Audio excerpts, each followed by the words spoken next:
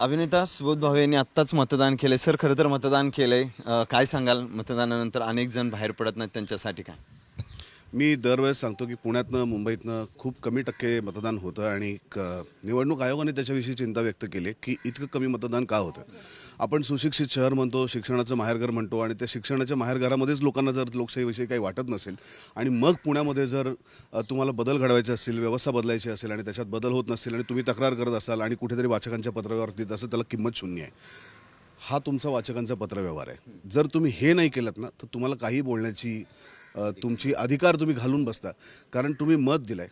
आणि असं नाही की तुम्ही जी काही समोर सातत्याने मंडळी येतात त्यांनाच तुम्ही मत दिलं पाहिजे. तुम्हाला जे वाटतं त्याला मत द्या. तुम्हाला मतदान द्यायचं नसेल तरीही तिथे हक्क दिलेला आहे निवडणूक आयोगानं की तुम्ही ते मतदान करू शकता. पण बाहेर पडून आपलं मतदान देणं, मला आवडलेला उमेदवार आहे आणि मला आवडलेला उमेदवार नाही हे सांगण्याची व्यवस्था त्या मतदान केंद्रात आहे. त्यामुळे घरात बसून आपलं कर्तव्य पार पडू नका, बाहेर पडा, मतदान करा आणि आपलं कर्तव्य पार पडा. कॅमेरामन आदर्श, सचिन जाधव, साम टीव्ही न्यूज, पुणे. देश विदेशातील प्रत्येक घडामोडींचे लाईव्ह अपडेट मिळवण्यासाठी आता साम टीव्हीच्या सर्व सोशल मीडिया प्लॅटफॉर्मला लाईक, फॉलो आणि सबस्क्राईब करा. तसंच सर्व नोटिफिकेशनसाठी बेल आयकॉन प्रेस करायला विसरू नका.